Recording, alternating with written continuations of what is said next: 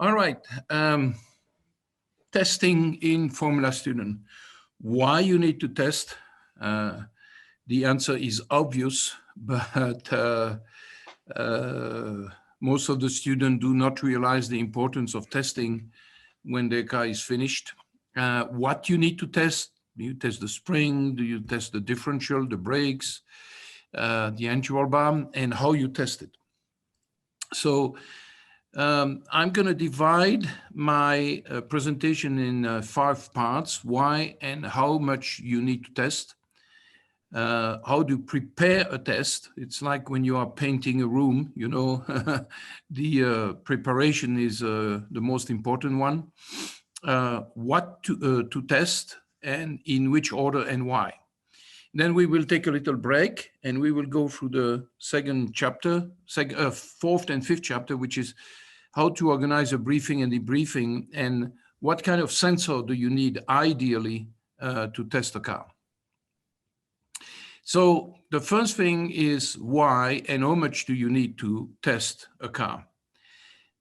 You have 3 big enemies in Formula Student. Your drivers, believe it or not, your car reliability, and the inability to control emotion in a team.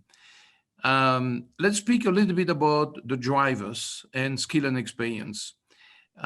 In general, Formula Student drivers are not the best one.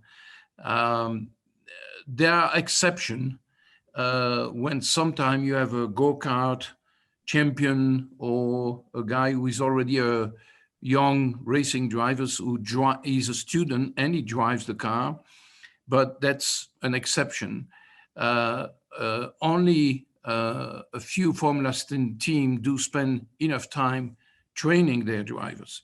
So let me tell you this story. Maybe some of you heard that story from before, but I was in Australia in the late 2000, I think it was 2007 or 2008. And there were 2 teams at that time who were always the best one. RMIT, Royal Melbourne Institute of Technology, and University of Western Australia, the yellow car there. You see, by the way, the fender on the front of the wheel, that's not allowed by the rules anymore, but it was at that time. And it happens that one of the drivers of RMIT was a go-kart champion, Australian go-kart champion. And I noticed his lap time. I witnessed it. The guy goes out, first lap 51.1, second lap 51.0, second lap 50.9, and then 50.9, 50.8, 50.8, 50.9, 50.8, 50.9, 50.9, 50.8, 50.8, 50.7, 50.8, 50.8, coming. So the guy did about 15 laps within 2 or 3/10 of a second, and always quick. The second quickest driver from RMIT was 1.1 second slower, 1.1, and in his quickest lap, because the fast drivers had lap time like this, and the other one was a little bit all over the place. So the minimum was 1.1 but the average was about 1.6, 1.7 seconds slower. And I remember the captain of Western Australia looking at me, said, to find 1.1 second in the car to beat their driver, that's mission impossible. We're going to have to wake up very, very early for many months. So, and working on kinematic and engine and brakes and chassis and so on. So it's very, very difficult to, when you have a good driver, to find enough in the car to beat that driver. And by the way, we know that you can win Formula Student with a B car if you have A++ driver. We know that. You can make a medium design. If you have very good driver, you can still win Formula Student. Of course, that is if your car is reliable, and reliability is the biggest issue there. The percentage of car which finished endurance is pretty low in the US and in Europe. 65% of car finished the Formula Student in Japan. And in 2009, I remember 3 of the last 4 car in the Formula Student Germany endurance did not finish the event. 75% of that best car did not finish the event. And why do Japanese team have such a high rate in reliability, in endurance success? Simply because they privilege reliability to performance. Think about that. You have Formula One team, they have 3, 4, even more, 300-400 people, even more, and budget which are sometimes close to $500 million. And they still manage to break things on the track. So who do you think you are that you can have a car finish at the last minute and be ready and have a car which is finishing all the dynamic event? It's really rare. And if it's happening, I guarantee you, it's not going to happen the year after that. So if you allow me, if one of you 2 major challenge is the driver skills and experience, and the second one is reliability, well, guess what? You need to test. You need to test. The other one is, I'm not going to spend too much about that, about dealing with emotion into a competition. But this problem are inevitable dealing with a project of this magnitude and that stress. Dealing with them in a rational way and while maintaining professionalism is quite important. And you do not allow for problem to grow in size because of emotion and egos. But I'm going to concentrate on engineering here. So what makes you successful in Formula Student? Basically, the success comes from 2 separate and cumulative books, I would say. And the books, the first book has 5 chapters, I would say. The concept, the simulation, the design, the manufacturing, and the assembly. So by concept, I mean, okay, you need to decide, you go 1 cylinder, 2 cylinder, 4 cylinder.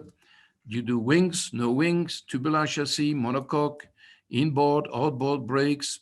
If you do electrical motors, do you do 1, 2, or 4 motor, wings or no wings?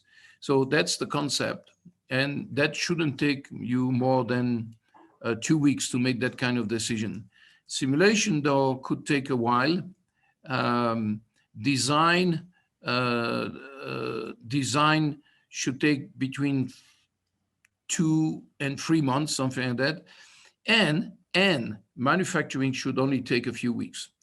If you are well prepared, the manufacturing should not be an issue. May I remind you the story of the first Formula Student Spain that I attended.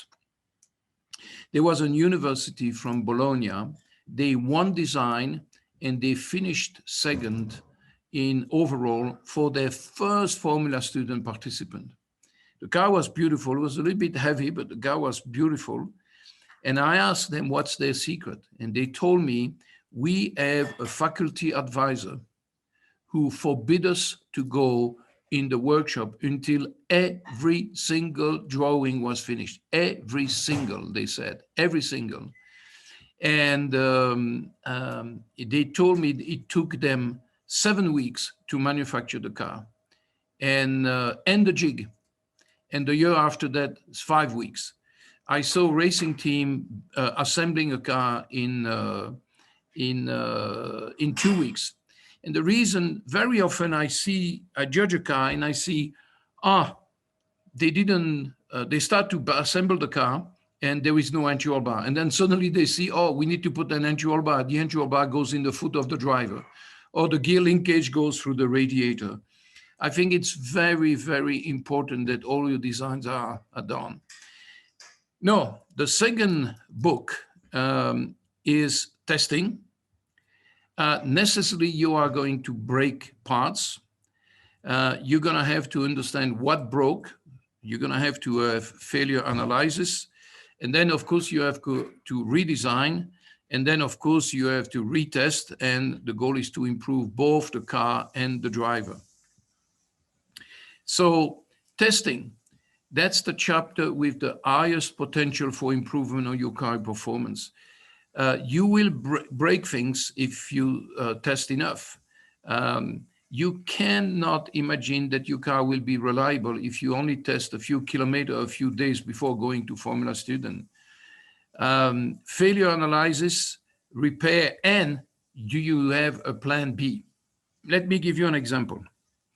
You test your 2021 car, and suddenly you realize that you break the front hubs. Drama. Okay, so you do a failure analysis, you understand what's wrong, you redesign the new hub. Guess what? You don't have enough material. The big billet of steel that you need, or aluminum or titanium or magnesium, whatever, they are not in your workshop. So you need to order that. And the guy who receive your order will tell you, I only can deliver in 3 or 4 weeks, for example. So you don't have hubs, your car is broken, and you cannot test. You cannot test the brakes, the aerodynamic, the gearbox, the suspension, and of course, you cannot test the driver. Solution, you put the 2020, last year, front suspension. Oh, the roll center and the Ackermann is not exactly what I want. You don't need to be perfect to test things. So I insist that it's very important that you have a plan B. And then you have the development. And always think about this way. How can I improve this part? And this is something, it's a little bit funny, but I learned it many years ago from an old mechanic who gave me a fantastic idea. He said, if you design a part, imagine that you are that part. You are a wishbone and you receive force from the tire. How are you going to react? You are an upright. How are you going to react to the forces coming from the tire or from the brakes? So imagine that you are this part and you have to fulfill this role. And obviously, you need to test your drivers. No, here's the secret. You are going to compare the two books. You need to have the same amount of resources, preparation, organization, time, focused effort, and budget. So what does that mean? Okay, that means that you want to prepare for Formula Student Russia 2022. I'm already 1 year ahead of time. So I give you 7 months. I'm going to be 7 months to concept, design, concept, simulation, design, manufacturing, assembly, 7 months. So Formula Student Russia is in September. So I'm giving you October, November, December, January, February, March, April. If the 1st of April, you are not testing your 2022 car, it's not going to work. It's not going to work. You need to spend as much time and effort and budget and focus and people and money testing the car. You must finish the car 4 to 5 months before the competition for this to happen. Don't forget that that's not going to happen if you try to do a fantastic car, A car, and you have only a C team. As I keep saying all the time, if you are trying to make an A car with a C team, the only thing you are going to achieve is pointing fingers at each other because it's not going to work. So make a car simple and run it. The car that exists and runs will always be better than the car on the drawing that doesn't run. Do not, doing the reverse may hurt your team morale.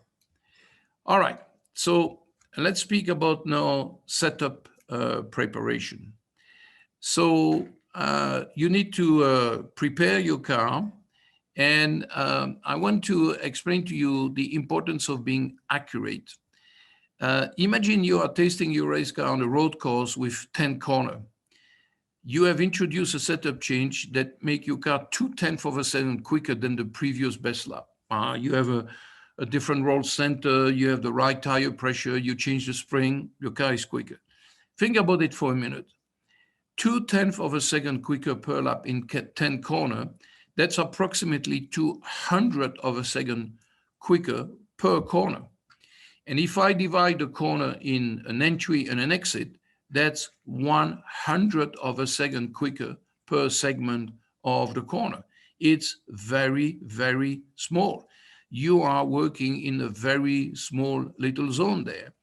And experience demonstrate that a gain of 0.2 of a second per corner can be achieved with just 0.5 kilo, 500 grams more of vertical load on each front wheel, and therefore 0.5 kilo less on each rear wheel. So when you adjust your corner weight, when you adjust your wing angle, you need to be super accurate. Some elements are more important than others. For example, the toe is extremely important. Toe in is much more, toe in and toe out is much more important than camber. The other thing is that I would seriously advise you to build dummy damper. That's an example of an OptimumG drawing. So these are telescopicable dampers that you are going to put inside instead of your damper. So you design the car. You know that the eye-to-eye length of the front damper is, I don't know, 250 millimeter. And your rear damper is 275 millimeter. So you are going to build this dummy damper, like this one, for example, with, for example, a hole every 5 millimeter. And you are going to put them on the car to make your first setup. All right. Second thing is that you absolutely need to have a setup pad. So in other words, you need to have 4 scales, and these scales must be in perfectly the same horizontal plane. It must be rigid. Typical issue is that you put your plate and then somebody hit it, and one of the scales is moving, and of course the 4 plates, the 4 balance, the 4 scales are not horizontal anymore. Sometimes people like to put a little of spray of color here on the foot of the scale, so that if you remove them, when you come back, you can put them back where they belong, like you can see here, for example. Okay. It has to be accessible. Very careful here. When you roll the car on the scale, usually the bottom of the car is going to be touching here. So you need to have scales which are long enough. The scales need to be calibrated. So, you know, measure the scale with a specific weight. And then how does it work? When your car is on the scale, the first thing you need to be sure is that your chassis is and your suspension are symmetrical. Yeah, because if you find different corner weights, you don't know where the problem is coming from. So you have a jig in which you have measured your chassis. You need to measure that. You need to make sure that your wishbone have exactly the same length, that the push rod have exactly the same length. You damper is the same length, but guess what? You have that because you have the dummy damper. You install the dummy damper. Now, you put fuel and a driver ballast. So you can put a student in the car, a student which has the same weight as the driver, but the problem is that during that time, the guy is sleeping, he's not working. So put some ballast, sandbag or something like that. But you need to make sure that not only you have the same weight, but you have the same corner weight. So may I insist, you put the car on scale with the driver. You make a note of left front, left rear, right rear corner weight.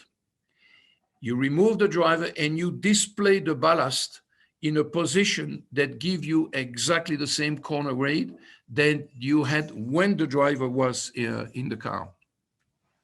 If you are not using solid wheels, you set up the tire at hot pressure, you disconnect the anti-roll bar, you put minimum damper setting. Why? Because when you have very stiff damper, you jump on the car, you have, I don't know, ride height 35 millimeter, okay? Jump again, don't do anything. Jump on again, 36 millimeter, okay? Don't do anything, 34 millimeter. So which is right now? And the reason for that is that in the seals of the damper, you always have a lot of hysteresis and friction. So it's important that you put the damper as soft as possible. Again, that is if you are not using the solid damper. Then first thing, you adjust the ride height with the, don't touch the spring platform. Don't touch the spring platform. Spring platform is for the preload. And by the way, you cannot change the spring platform if you have solid damper. So you adjust the ride height with the push rod or the pull rod, caster, camber, toe, back to number 7. Because when you change your camber and you change your toe and your caster, you effectively change your ride heights. So repeat the same thing, ride height, caster, camber, and toe. Then adjust your corner weight by slightly changing the length of the push rod to have left front, and left rear, right rear equal. Go back to number 7, ride height, caster, camber, toe, corner weight. Bump steer. One of the things that people do not understand is that bump steer should be part of the toe. And how do you do that? Well, guess what? You do that with this dummy damper, which are adjustable. So you reduce the damper length 5 millimeter, you measure the toe. You measure 5 millimeters shorter, you measure the toe, and so on. And you make sure that the bump steer is the one that you have. Most of the time, I advise you to have a bump steer which is 0, but sometimes bump steer could be useful if you know what you want, if you know what you are doing, unless you are working on a very bumpy track. On a very bumpy track, when you have bump steer, you know the wheel is going to be moving and the tire doesn't know where to go. But bump steer could be a good thing. But if you have no experience with that, put the bump steer at 0. Then you reconnect the anti-roll bar and you adjust the little droop link of the anti-roll bar to have exactly the same corner weight. So with that, you are not preloading the anti-roll bar. Now you remove one thing. If you have linear potentiometer, you zero the linear potentiometer for the suspension. Then you remove the dummy damper, you put the real one, and you turn the spring platform until you are getting back to the original length. And I guarantee that if you do that, you will have exactly the same corner weight and the same camber and the same ride height and the same toe. Then you put back your click of bump and rebound setting, and you adjust your wings. So here we go. So a few comments there. Your setup pad must be clean, perfectly flat. Use an inclinometer and allow yourself laterally, longitudinally, and diagonally not more than 1/100 of a degree of misalignment. Use this engineering level to set patches. You know, the best inclinometer that I ever found was a Japanese one called a Mitutoyo. And be very careful, the Mitutoyo, when you use it, you have to calibrate it. Every 3 months, you have to calibrate it. Read the user manual. It's like the software. You cannot make a software work unless you read the user manual. And same for a sensor and same for a tool. So there is a way you have to put it vertically, laterally, longitudinally to zero it and so on. But it's probably one of the best. Some are accurate by 100 and the more expensive one are accurate by 1/1000th of a degree.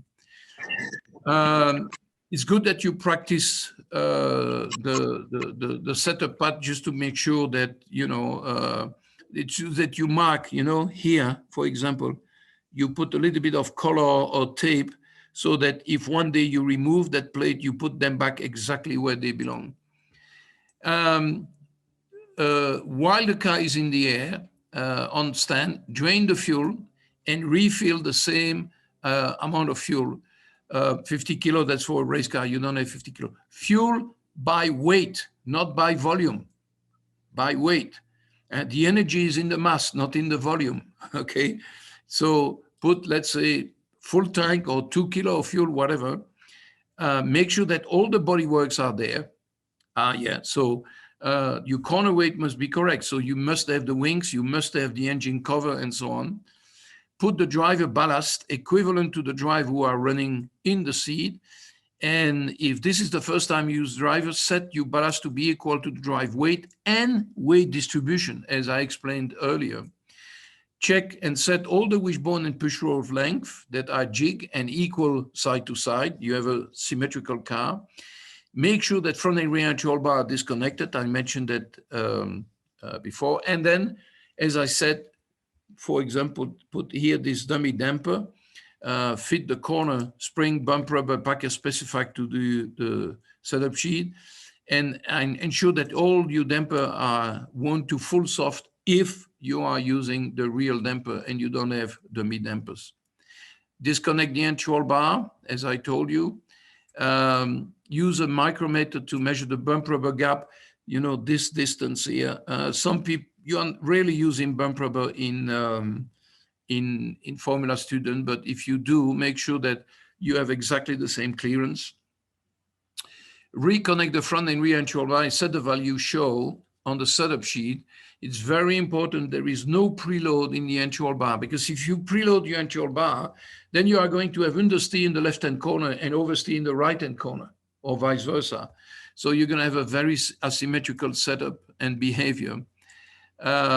This can be checked by observing the corner weight. If when you fit the control bar, the corner weight are not changing, that means your control bar is not preloaded.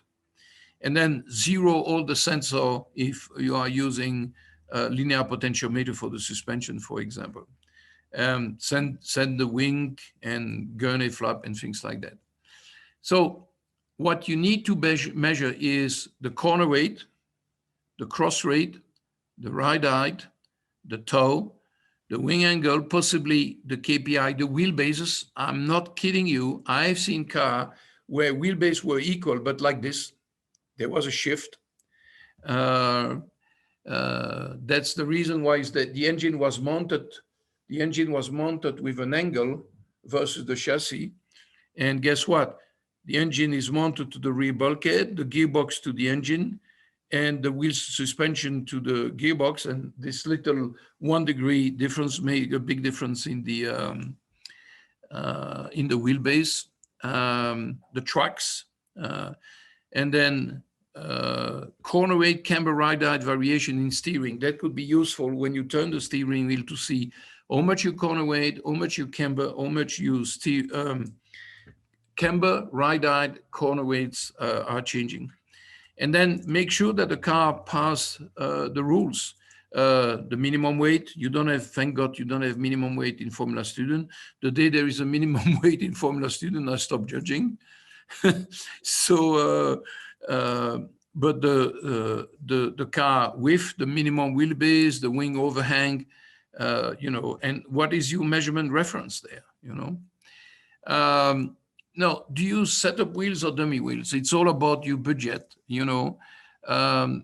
Make sure that if you are using, like here, the real wheel, make sure that you put a little arrow on the rim, and the arrow is always pointing up or pointing down. Why? Because the wheels are not necessarily perfectly flat. And maybe because the wheels are flat, you are putting camber. Okay, so what you need to do is you make a mistake, but at least you always make the same mistake, because you measure 2 degrees of camber, jack the car up, turn the wheel 180 degrees, put the car back on the track, on the track, and now you are measuring a different camber. So if you are using real wheel, for example, put an arrow to make sure that the rim is always positioned in the same place. Use the same tire and the same pressure. Check the pressure often. I'm not kidding you. You start your setup at 9 o'clock in the morning. At 11 o'clock, because the sun comes out, the pressure is going to be different. PV equal nRT. In other words, if the ambient temperature is changing, the pressure of the tire will be different, and you're going to have to adjust it. Be very careful with that. And if your pressure is not the same, ta-da, your ride height is not the same. Be aware of ambient and sometimes brake temperature. If you go quickly after the qualify, you put your car on the setup pad, and the car goes up simply because of the brake temperature, which increase the pressure. Same allocation. Always make sure the left front wheel goes to the left front and the right rear and so on. Now, if you have dummy wheels, you can use one disc like this one, or 2 foot like this. Be careful that if you do this, you cannot steer the wheels, because you're going to have 2 contact patch instead of 1. And ball bearings are pretty useful here. Some wheels are adjustable there. You can adjust this so you can change the radius of the wheel if you do. Corner weights, very important. So again, do you measure with the driver or without the driver, with or without fuel? And with all the elements, with wings and with no wing and so on. If you measure with the driver, which driver? Which driver? I'm not kidding you. I've seen 2 drivers of 68 kilo giving obviously the same total weight, but does not the same corner weight, because some drivers like to drive like this, some drivers like to drive like that. They have a different position, and you don't have the same corner weight. Making sure that you do it with the wings or no wings. With all the wings, you have a spare one and so on. And then what's the oil level, the brake pad wear, and so on. Close the door. Close the door, because I've seen car which you put on the scale, and then you have wind coming, and because of that, the car is heavier for aerodynamic reason. And if you pull the car the other way around, the car is lifting. So close the door of the workshop so that you don't have any wind. Be careful that you don't exceed the scale limits. So once again, read the user manual. And do not forget that when you put a car on the scale, it's a strain gauge. So it's slightly going to compress, and that is going to change the ride height. I encourage you, measure the height of the scale, then put 100 kilo on it, and see how much the scale is going down in terms of height. All right. The other thing is that, where do you measure the ride height? The ride height, where do you measure that? Some people, like here, for example, they measure the distance between, so you have dummy wheels, and they put a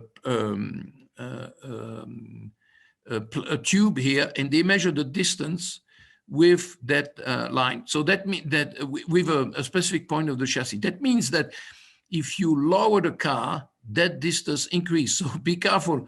Smaller ride height equal bigger distance, okay? You can measure it with a tape meter, but don't do that. That's really, really not what professional racing or Formula student should be. You need to know that the aerodynamic property could be very sensitive to ride heights. Some cars are sensitive by 0.5 millimeter front ride height, so especially the front one. So for the same distance between the setup pad reference floor, a few specific points on the chassis, you can have different ground clearance depending the underwing thickness and shape. Let me explain.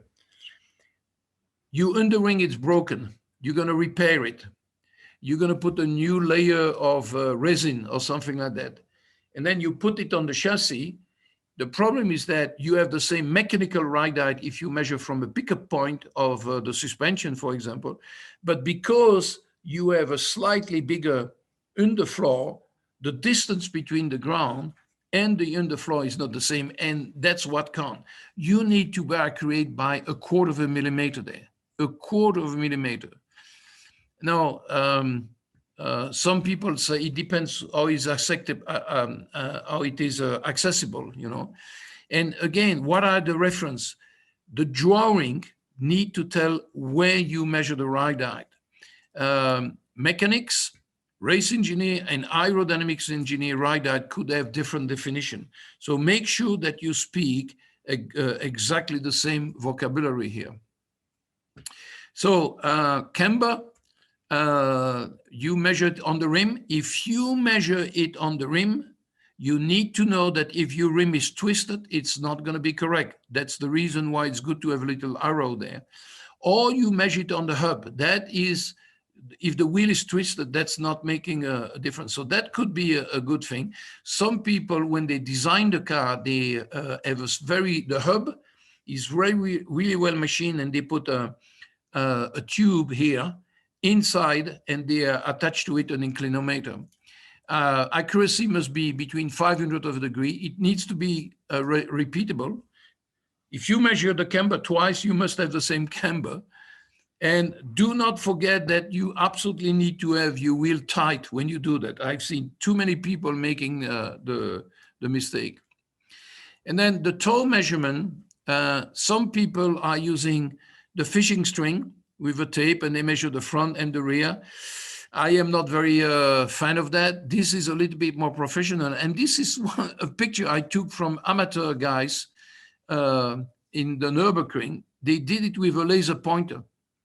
Very, very nice. If you look at this, there is a flag here, and you maybe see the red point there. Okay. If you look at this, I'm going to increase the thing there, and I'm going to bring to the front. You see the red point, which is here? Interesting, because this is that the rear laser is pointing to the front one. The difference is that when you have a 10-inch rim, that's 250 millimeter of accuracy. But when you have a wheelbase of 1.5 meter, that is 250, 500. It's 6 times the same accuracy, because the front is looking at the rear and the rear is looking at the front. So that, in my opinion, is a way better way to do things, and it's not costing a lot of money to do that. Toe measurement.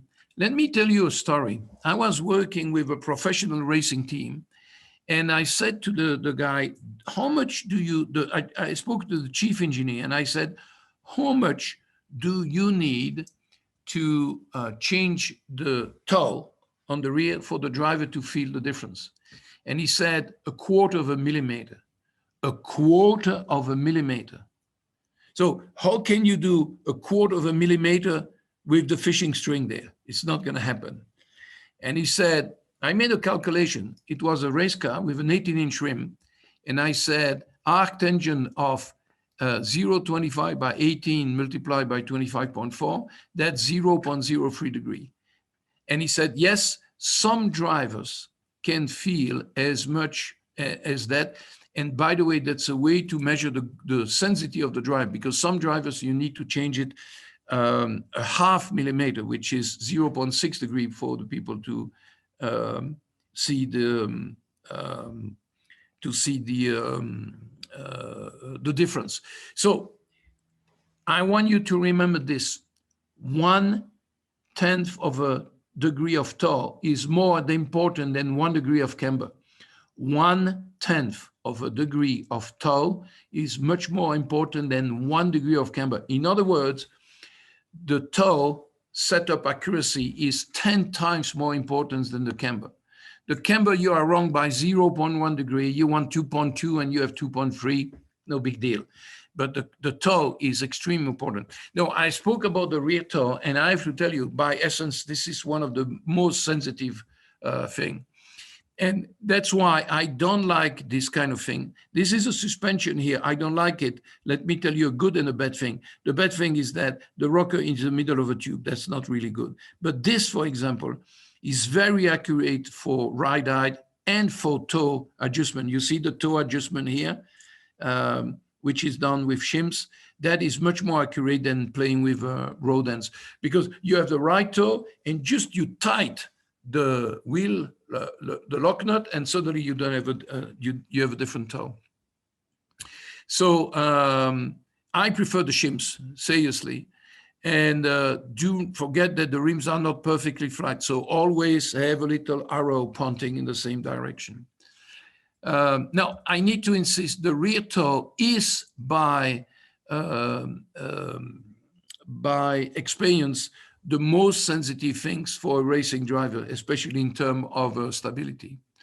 So be careful there are compliance. In other words, your chassis is never perfectly stiff. The steering must be locked. So you must have little plate. What I do is that I take a tube and of a certain length, I cut it two, and I put each tube on each side of between the steering rack body and the clevis, which hold the toe link rod end. So steering rack is locked. You make sure that the wheels are tied. Bump steer, I repeat, should be part of any procedure. And if you are using this fishing string, I'm not a big fan of fishing string. I prefer the laser sensor, the laser beam, I told you. But fishing string must be parallel. You make sure that the distance between the fishing string corresponds to the middle of the car. And tow bar, attachment on chassis, and so on, everything needs to be repeatable. Okay, steering ratio. And Ackerman, this is one solution. You have this plate, which is giving you the angle there, but it's not very accurate. And by the way, very often the plate is, the wheel is slipping on the plate. And I'm not very fan of that. So what I suggest is this. You are looking at the width, and you are looking the distance between the fishing string, 25, 30, 57, 38, and you can make a calculation of the steering on the left and on the right, and that's going to give you your Ackerman there. And you do the steering every 20, 15 degree, 15, 0, 15, 30, 45, 60, 75, 90 degree. And you look at the average of the left and the right steering angle at the wheel. And that is going to give you your steering ratio. That's give you, for example, an Ackerman ratio. There are so many different definition of Ackerman that, you know, I would take this one, for example. And then it should be good that you prepared it. Example, you have your dummy damper, which are moving between 245 and 315. And with that, you fill up, you calculate the ride height. And if you know the 5 millimeter step for the dummy damper, you know your motion ratio. You can make sure the corner weight, you look at your toe, you look at your caster, you look at the camber. It's always good to know that ahead of time, your motion ratio, cam variation here, bump steer, caster variation here. That will help you to validate your kinematic software, by the way. Be aware that this measurement do not take into account the tire and the chassis compliance. And to do your kinematic, I suggest you use Optimum Kinematic, which is the best kinematic software in the world. I'm Claude Rouelle, and I approve this message. But, you know, do it if Katya, if you want, or whatever, but make sure that your simulation design is validated. It's very important. Otherwise, it's just theory, and you don't know what to trust. This is another example. I turned the steering wheel from 0 to minus 80 to plus 80. And I look at the damper change. I look at the ride height. I look at the corner rate. I look at the steering ratio. And I didn't fill up, but it's up to you. So by fill up the scene, you're going to have idea of ride height variation steering, camber variation in corner weight variation steering, steer ratio, Ackerman. And it will help you to notice and trace any possible dissymmetry. Why is it that when I turn the steering wheel 90 degrees to the left, I don't have the same diagonal that when I turn 90 degrees to the right. If you don't have that, you know that your car is not this symmetrical. You try to different KPI caster angle. It's worth to do it with the mid-damper and with different spring and entry roll bar, because I can tell you with different entry roll bar, your corner weights are going to be different. You will learn so much about your car, and you will ask yourself the right question there. And it's worth to test with dummy wheel and with real wheel to see the vertical stiffness of the tire there. And be aware that these measurements do not take into account the compliance, because you don't have lateral acceleration, you don't have downforce there. All right, know the quickly here. You need to know the shims of turnbuckle or flat of tolling per millimeter of adjustment. So you're on the test track. I want to change the ride height. I want to change the camber. You know exactly how many shims. 1 millimeter equals 0.06 degree. So number of shims of turnbuckle or flat for the tolling, for the push rod or the pull rod for the ride height, spring platform, influence, number of the height after the road and insertion in suspension leakage per degree of caster or camber, number of shims for corner weight variation for the push rod, pull rod, how much does 1 degree of caster change your bump steer, for example? You need to measure that ahead of time. How much does 1 degree of caster change your Ackerman? How to shorten one wishbone and add shims. So for example, I want to change my caster, okay? Okay, let me give you an example. You are testing, okay? And the driver tell you, I have a lot of understeer in the slow corner. Okay, by experience, slow corner caster would help. Okay, how much caster do you have? 6. How much do you want to go? Let's say 8 degree. And then you look at yourself and say, how much turn do I need to go in for the rear linkage and out for the rear linkage? You don't know that ahead of time, and you are losing time on the track. You need to practice that ahead of time in the workshop. For formula student, that's not really important, weight distribution with the volume. You need to have a setup sheet. It's very, very important.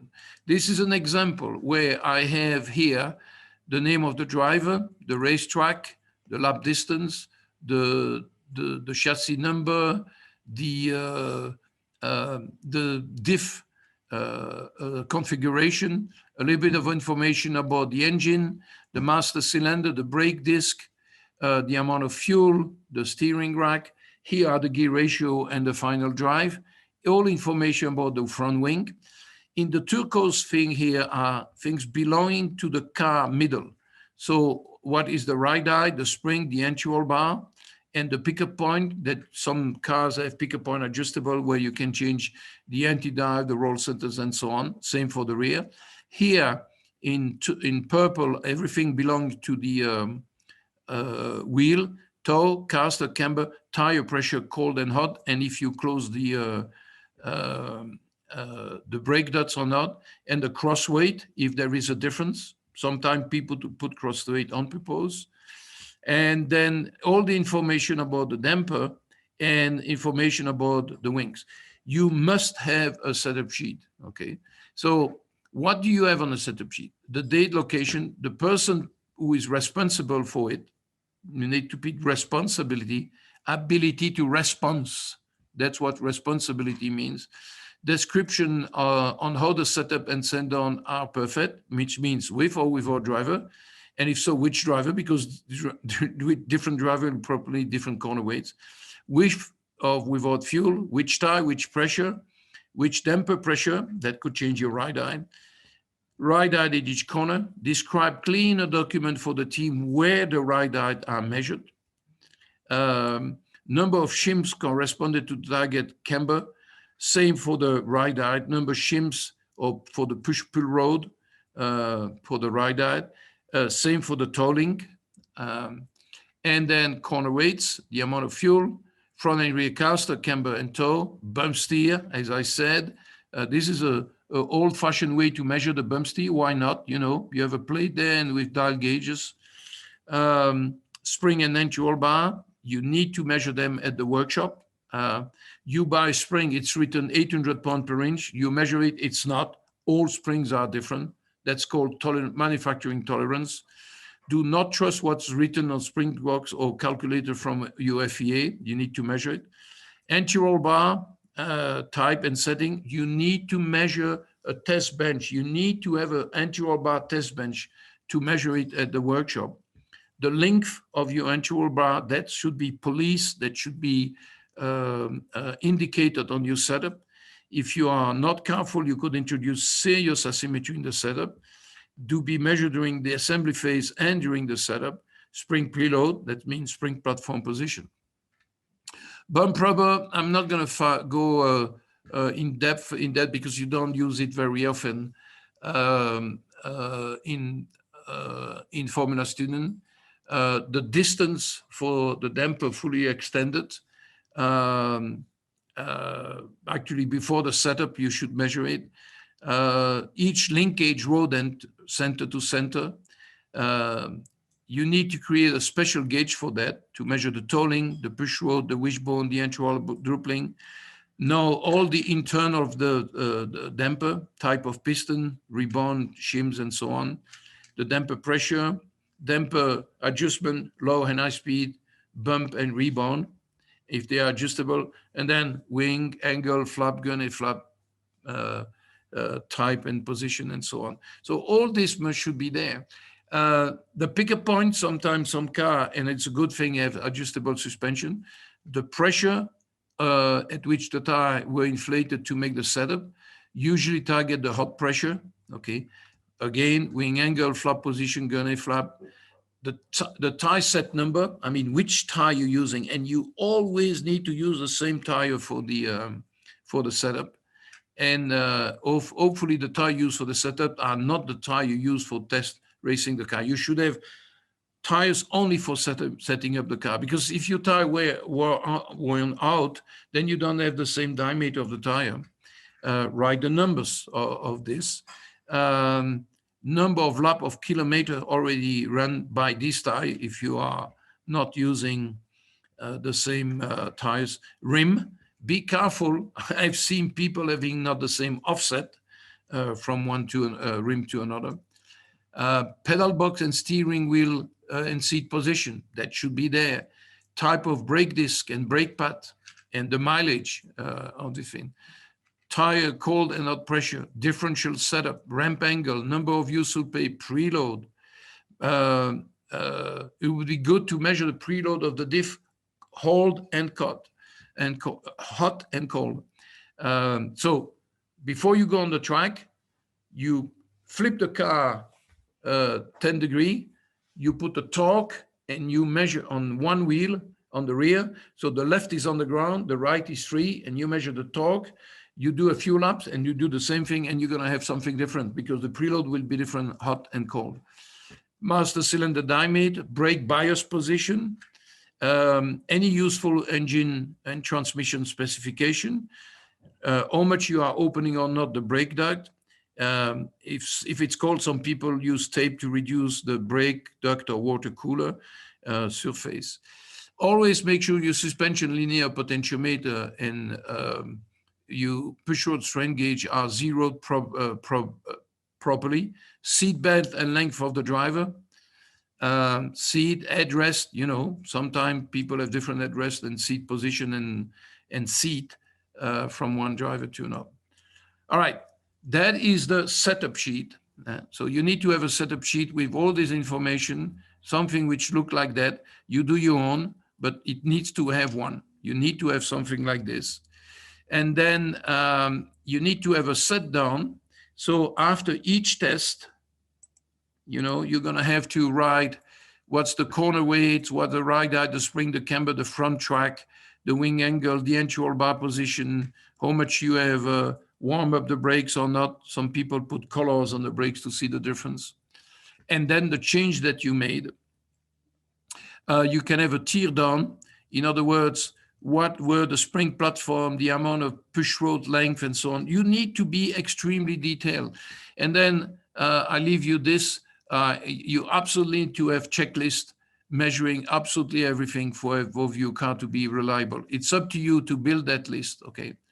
Now, tire management. We are attacking. Look, I'm going to be very clear here. Tire pressure is the cheapest, but one of the most difficult things to have performance and performance consistency. So the pressure of the tire will increase as the temperature increases. The tire pressure, PV equal nRT. Tire pressure affects the tire force and moment characteristic. The least expensive, it's the least expensive balance tuning tool, yet very effective. Engineers should be involved in this process. Usually it's underestimated.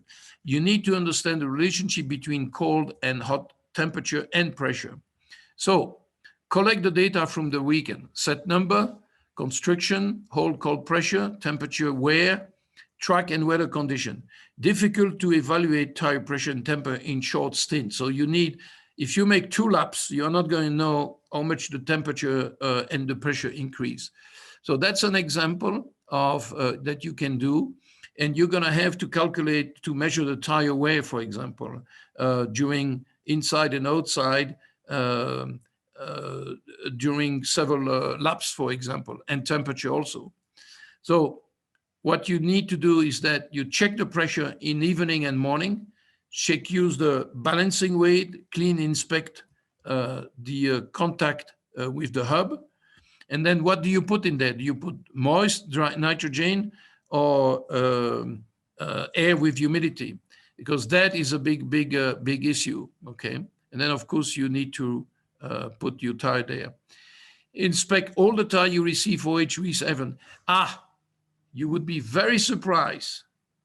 You buy 12 Hoosier tires, you measure the weight, and you're going to find a big discrepancy between the lightest and the heaviest.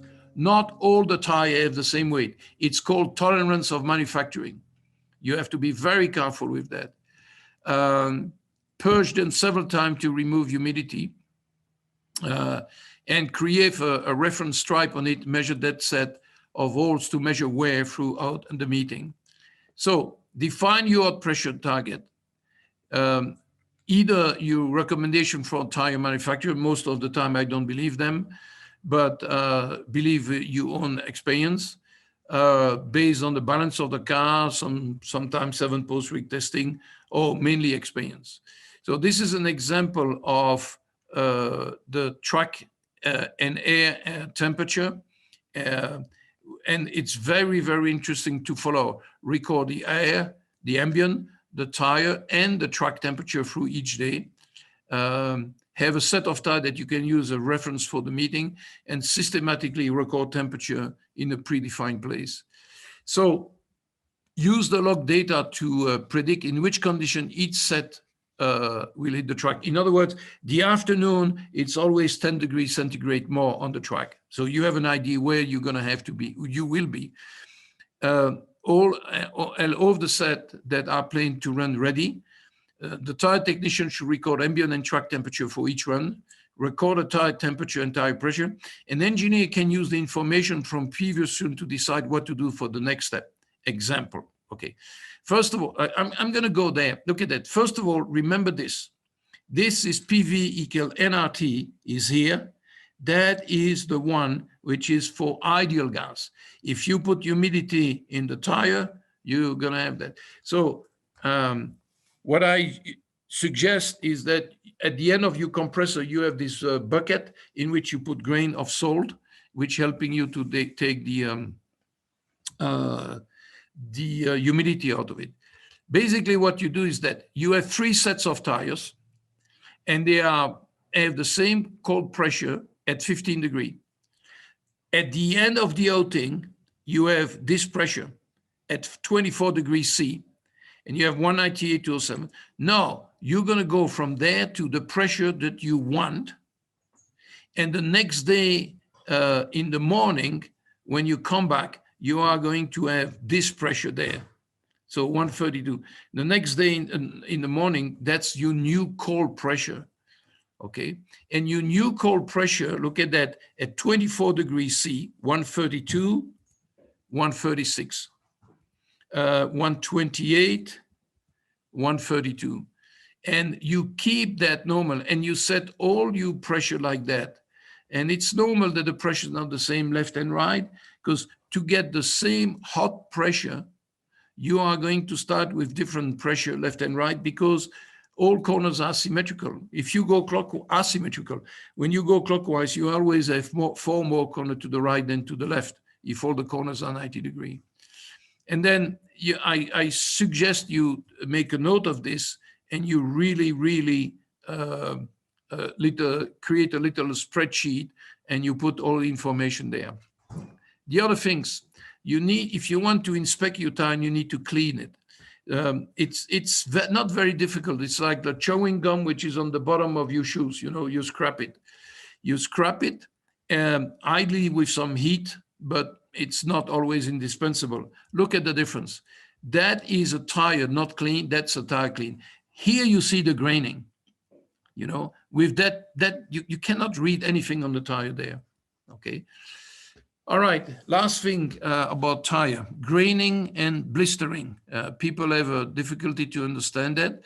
So let me explain what graining and blistering are. If you have compound here, and let's say you have 5 millimeter, you never have 5 millimeter, it's less than, but you have 5 millimeter. If the temperature from the carcass to the outside is constant, but then increase very much, this thing is going to be melting. And that's where you're going to have graining, where you have blistering if the temperature is way too much near the carcass. And that's where you have literally blocks of rubber, like here, which are leaving the carcass there. So it's important that you measure the tire temperature. A good graining looks like the one on the left here.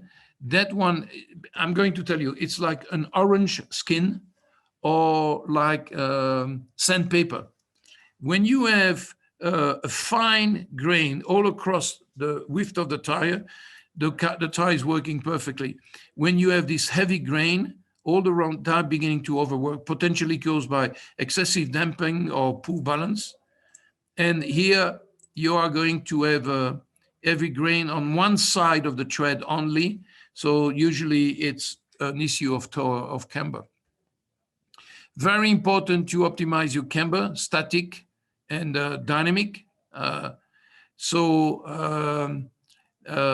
have to be very careful. You need to start to measure your temperature to do that. I don't think there is a lot to discuss here. Let's make an example here. This is the tire temperature outside, center, outside. Look, 70, 170. Conclusion, it's obvious. You have too much pressure. Here you have 180, 60 outside, middle, inside. You don't have enough camber. Here, 90 all across, 60 all across, 120 all across. You don't have a tire pressure problem or a camber problem, but you have a temperature problem, because 60 on a race car, Formula students are different. 60 is probably too low, 120 is probably too high, 90 would be the good thing. Here, 60, 80, 100, you have too much camber. 100, 110, 120, too hot and probably too much camber, okay? So you can measure that, okay? And then you're gonna tell me, how do you measure temperature? With the probe of the infrared temperature, so I'm gonna come to that. Okay. Now, you are ready to test, and in which order and why, okay? So let me take you for a few things here. First of all, the tire pressure. Cold to hot, know what your starting condition and targets are. Know PV equal and RT. Second one, ride heights. So the first thing, you need to have the right pressure. If you don't have the right pressure in the tire, you are losing your time. You lose your time, that's it. Second thing, you don't want to bottom, and you need to get the dynamic criteria that are required by your aerodynamic map. Don't worry, I will explain that. And you need to adjust your ride height, of course, on the setup pad. 3, spring. Usually you go as stiff as your driver can handle. Make sure you keep the same anti-roll stiffness distribution between the front and the rear. So in other words, when you increase the front spring and the rear spring, you need to make sure the anti-roll stiffness front rear is remaining the same. And of course, readjust the, sorry, there's a mistake here, readjust the static ride height accordingly. In other words, if you put very stiff spring, you can lower the car static, because what counts is your dynamic ride height in the corner. You can have the same dynamic ride height in a corner with a high car with soft spring or a low car with stiff spring, okay? So it's very, very important that you are monitoring and adjusting your ride height, static ride height, with the spring stiffness. After that, the damper. Make sure that you keep the same damping ratio. Consider that the effect that the damper setting has, especially compression on the tire temperature, and privilege the damping ratio in roll, not in heave. I will explain that to you in a minute. Anti-roll bar, as stiff as your driver can handle, and keep the same damping ratio again, and make sure that you keep the same anti-roll stiffness distribution with which the driver is happy. Then the toe. I suggest you try toe in, 0 toe out on the front, same on the rear. So you have 9 possibility, and then you refine the loop. Be aware of bump steer, okay? And then caster and camber. Usually you use the tire temperature to decide which direction you want to go. And you ideally measure with live infrared temperature sensor. I will discuss that in the sensor section. And be aware that the effect of dynamic camber, front, ride height, corner weight, and steering torque. And then wing angle and gurney flap are a function of your aerodynamic balance, brake distribution. So this thing, I'm going to go a little bit much faster, and I want to concentrate only for the top 7 stuff here.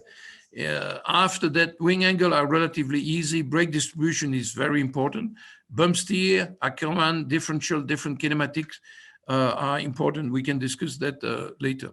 Okay. You have the TTC data.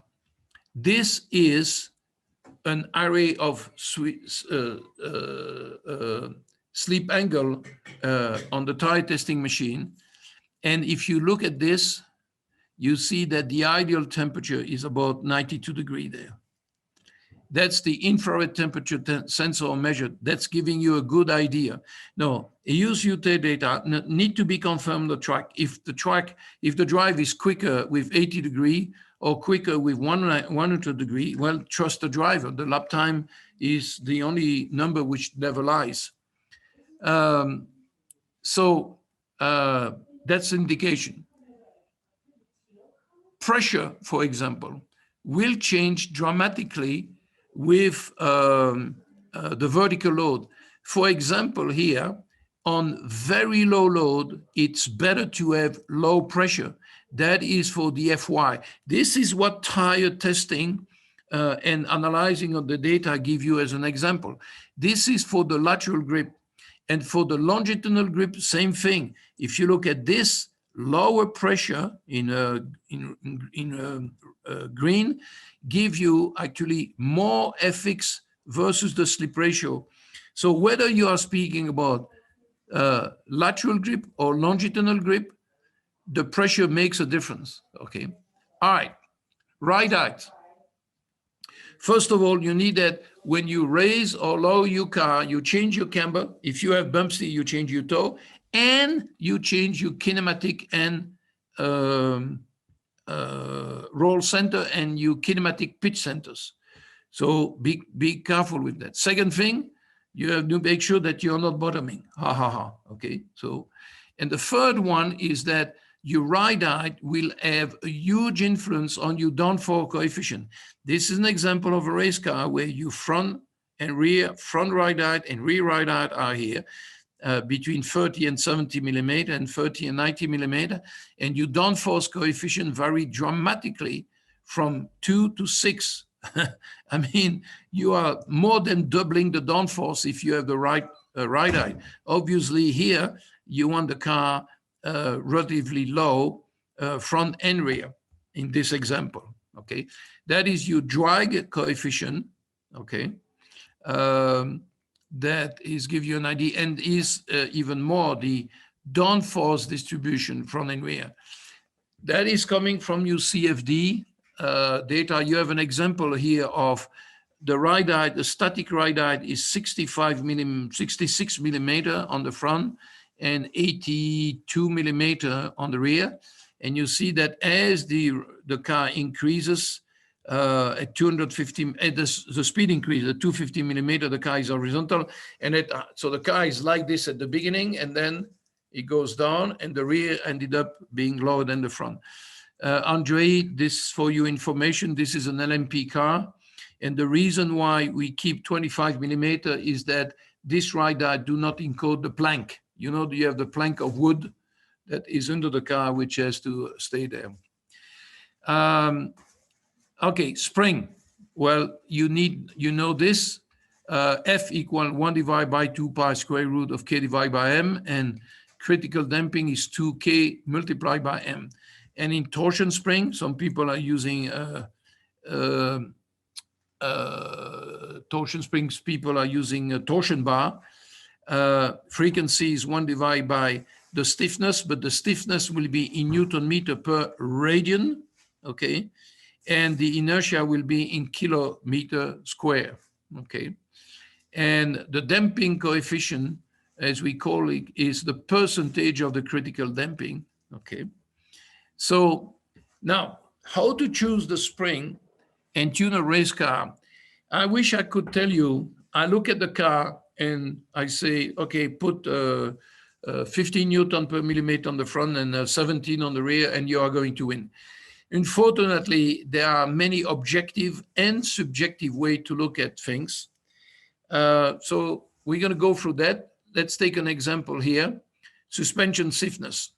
When you have a very bumpy track, you need a smooth suspension. When you have a very smooth track, you can be stiffer and stiffer. Okay. How do you characterize the bumpiness of the track? That's, you know, is there a very scientific way to do it? And what's the relationship between the spring and so on? So we're already in the Walhalla that we are not sure exactly what to do. Second one, track temperature. That's for sure. If it's really hot, you want to soften your spring. And if it's really cold, you want to stiffen your spring. Because if your spring are stiffer, let's say your spring are infinitely stiff, then your suspension is not moving, and all the carcass in the compound is what's going to work. But we can measure track temperature precisely, but what's the relationship?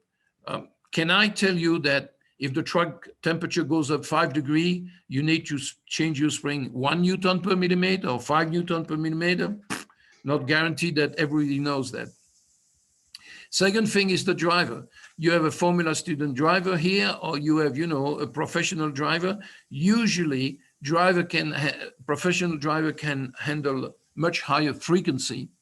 The other one is downforce and shape of the track. You know, when you have here the Raidillon at Spa and the car goes down, it's compressed and really go down, and you have 3.5 G of vertical, or you have a track which is very flat. It's a very different story. And then finally, the weight and the inertia. That car can obviously have softer spring, that truck, you know.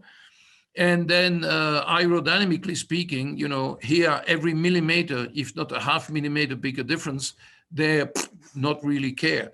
So at the end, I wish I could tell you which spring to put, but here's the reality. There are too many, look at that. There are too many parameters to be spot on, okay? So it's a little bit of an art and a science. So you work by successive approximation. And basically, you know that the frequency is 1 divided by 2 pi square root of K divided by M. But may I insist, the K of the spring is the wheel rate multiplied by the square of the motion ratio. So be careful about your unit there. I've seen too many people making the difference, making a mistake there. So if you reverse engineering that formula, the K of the spring is 4 pi square F square in Hertz, the suspended mass, not the corner weight, the suspended mass, and the square of the motion ratio. So be also very careful here about your rocker position, because here, for example, I have 11.5 Newton per millimeter. I put my spring, motion ratio 0.95. The wheel rate is 11.5 divided 0.9 square, 14.2. Now look at that. I'm going to put the softer spring. The problem is that all the spring has the same free length. And when you put the car on the ground, you're going to have more compression. But because your rocker has moved, you have a different ride height. Oh, by the way, look at that. If there is a bump rubber here, you're going to attack the bump rubber earlier. And now look at this. The wheel rate is 10 divided by 0.8 square. Oh, wait a moment. You have a softer spring, but you have a stiffer suspension. That's the reason why you are using dummy damper.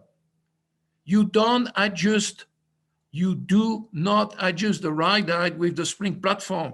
When you change the spring platform position, you change the length of the damper. If you change the length of the damper, you change the rocker position, and you change two things at the same time. You are changing the ride height and the wheel rate because you change the motion ratio. So be very, very careful about that, okay? All right. Fourth, damper. This is an example with damper which are adjustable 4 times, low speed and high speed rebound, low speed and high speed bump. You have the red and you have the green here, okay? You're gonna test you damper on a damper dyno. You need to find a damper dyno to test your damper. This is, for example, low speed compression adjustment. I made a zoom of that here, and you see between 0 and 18. So I don't know if you understand, but the bigger the number, the softer it is. Low speed compression being there. And then low speed rebound, for example. So these are real tests. So this is a simplification. We have literally smoothened the lines there. And you need to know one thing, is that if you have no damping, it's going to go like that forever. 10% of damping, 0.7, 1, and 1.8. So basically, if you have no damping, you push on the spring and boom, boom, boom, boom, boom, is going to be oscillated for every time. 10% of the critical damping, it takes a long time to oscillate. 0.7 is the quickest, as you can see, but it's the quickest with the cost of an overshoot. Critical damping means this. You go in the garage, you push on the car, you remove your hand, the car is coming back to the initial ride height without an overshoot. And 1.8 would be overshoot. But look at this. Look at that. When you have 0.7 of the critical damping, that's 1/2, 50%, actually less than the time that you have with critically damping. So 0.7 is probably a good idea, critical damping. So damping ratio, let me tell you this, an ODR8 has a damping ratio of 0.4 in the straight line and 1.6 in the corner, at the entry of the corner. So it's a big advantage to be over damped sometime in some condition. But for most race car, you target 0.7 there. But I want you to know, people don't know this. Look at that. You have an example here. It's a simple simulation where I'm going to go from 0 to 2G, like this. It's an open loop simulation, open loop. You have here the effect of the geometric weight transfer. And you see, by the way, that the entrance of the corner, the kinematic makes a big difference. And then inside the elastic, you have the one from the anti-roll bar, from the spring, and you want the one from the damper, like this, okay? And of course, in the middle of the corner, the damper don't do anything because you roll, then you de-roll, so the damper speed. Look at the amount of oscillation that you have there. That's 0.7 crit damping in heave. Let's take 0.7 crit damping in roll, and you are going to come to a car which oscillated much less. But, listen to me. If you have 0.7 of critical in roll, you necessarily, most probably, will be over-damped in heave. And you need to calculate that. And this is, I cannot give you this explanation now, but it's very important that you calculate your stiffness and your damping ratio in heave, roll, and pitch. And you are not making your lap time in the straight line. You make the lap time in the corners. And that's why you need to privilege the damping in roll. You're going to have to make a compromise. So, for example, I invite you to make a study of your ride, heave, roll, pitch, damping ratio, and see the compromise that you have to do between all these things. Okay. Anti-roll bar. You must make a test bench for your anti-roll bar. Okay. Because I never have seen a team showing me FIA of anti-roll bar working properly. So let me explain to you, guys, this is important. A lot of people completely misunderstand what weight transfers do. So let me give you an example. I'm going to make it super simple. You have a car, 200 kilo on the front, 300 kilo on the rear. It's a 1,000 kilo car. The weight distribution is 40-60. You agree that on the front you have 400 kilo, on the rear you have 600 kilo, you have 500 kilo on the left, 500 kilo on the right. The car is 1,000 kilo. Okay. Now you go in a corner and you are going to have 100 kilo of weight transfer front, 150 rear. And that means the new vertical load is 100, 300, 150, 450. Okay. So be careful. You still have 400 kilo on the front and you still have 600 kilo on the rear because you don't brake and you don't accelerate. It's pure lateral. Now, you have 250 on the left and 750 on the right. And of course, the total has not changed, 1,000 kilo. So it's a simplified explanation. Okay, there is no brake, no braking, no acceleration, no banking, no downforce. Now look at that. I'm going to put a stiffer front anti-roll bar. And because of that, my load transfer on the front is going to be 110, but on the rear is going to be less. So I transfer the same load from the left to the right, more on the front and less on the rear. That's what a stiffer front anti-roll bar will do. Now, I have 90 and 310, and I have 160 and 140. So with a stiffer front anti-roll bar, not only I increase the weight transfer on the front, but I decrease it on the rear.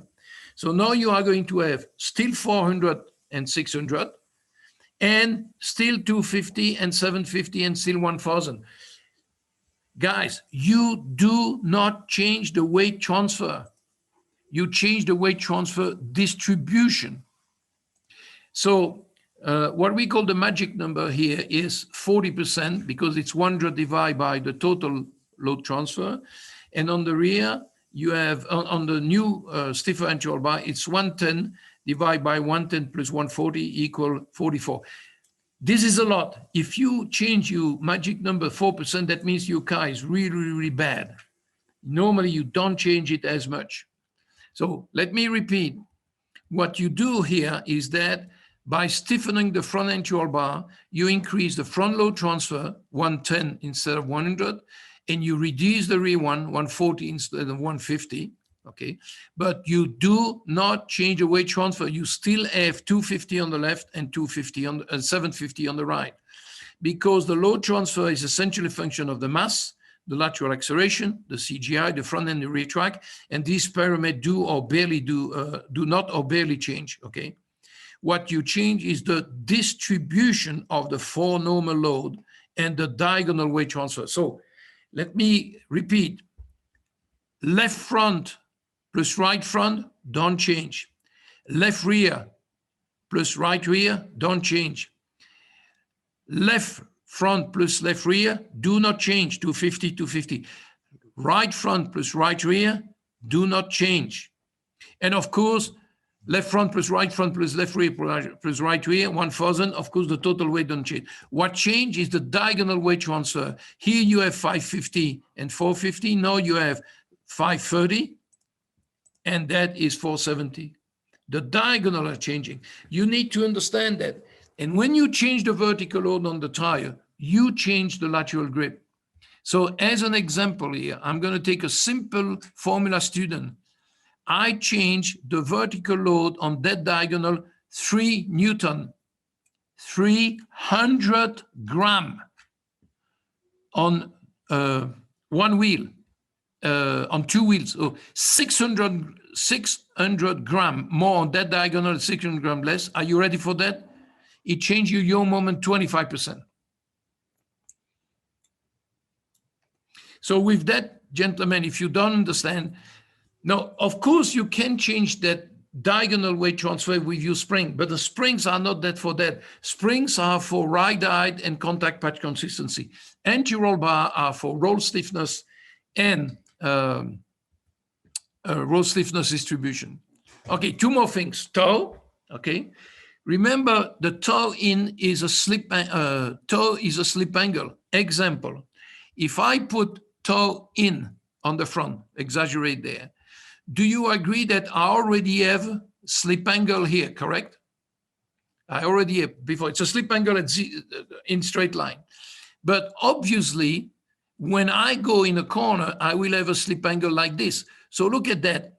You already have a good slip angle on the right front, but you have a bad one on the left front. So basically, you already have a lateral force, which is help the car to go inside the corner, where that lateral force here is your enemy.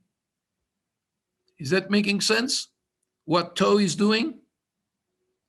And then if you have toe out, okay, toe out this way, well, guess what? You have already a bad slip angle on the right front, but you have a good slip angle on the left front, okay? So everything will make a big difference there. Same thing for the rear, if you don't mind. On the rear, when I put toe in, okay, that is your friend because you already create a slip angle where you will need it before even going in the corner. But this one is not your friend. You see that? You already have a bad slip angle there, okay? So you need to be aware of this. That could make a huge difference, and especially the rear.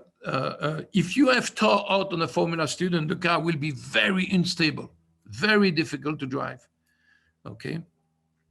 And then if you have toe out like this, that's going to be a good thing on the inside, but a bad thing on the outside, okay? So I want you to already realize that. Now, last thing, caster and camber, okay? All right, and then we're going to take a break after this.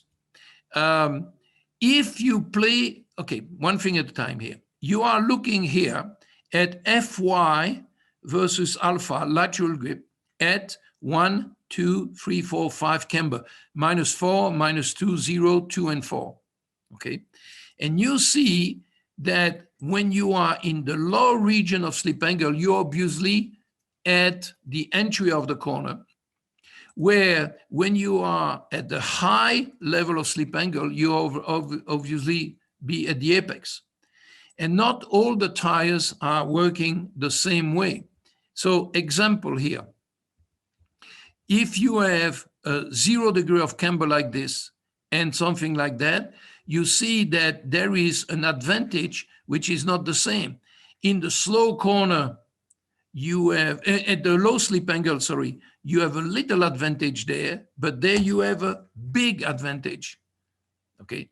But if you have a camber like this, you see that the advantage is much, much more at the entry of the corner in the middle. Each tire is different. That's why you can analyze what the camber is going to do for you, okay? And then here, if you have something like this, then you are going to have much more advantage at the entry and a disadvantage in the middle of the corner. Make sense? So it's all about analyzing the curve of your camber there, of effect of camber, and they are not linear. May I insist, they are not linear, okay? So you're gonna have to measure that, okay? And camber stiffness are not linear. You see here that from -4 to -2 to 0 to 2 and so on, you don't have something which is necessarily the same, okay? All right, last thing, the design of your upright will make a big difference. The caster trail and the scrub radius, as well as the as the caster and the KPI, will have a difference in ride-height variation in steering. Take your car in the parking lot, turn the steering wheel, and you see that the front and the rear ride-height are changing. You are changing the camber variation in steering. Obviously, it has a big influence on the steering wheel torque, and it will change the corner weights in vertical. That's a question that I always ask in Formula student. When you turn the steering wheel in the paddock, when you turn the steering wheel, what's happening on the load on the right front? There's only 3 solutions. Stay the same, it goes up or it goes down. You need to tell me what's the thing there. So that will make a big difference there. So we spoke about all this, okay? And then there are stuff that I don't want to discuss. There is a number which is wrong there, I apologize. I don't want to discuss that during this thing. That's already a lot of information, okay? So I suggest we take a little break of 10 minutes for pit stop, having a tea or coffee. And then I have a lot of things still to tell you about how to make a proper briefing and debriefing. And then I will be open for question. Are we okay, Andrea? Andre?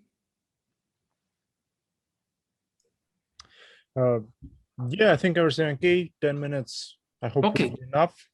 Okay, 10 minutes. And we have much less slide because, as you can see, we have 130 slides. So we have about 30 more slides to go, which will give us much more time for Q&A if you have any. Okay? Make sense? Yes. Okay. All right. 10 minutes. Thank you.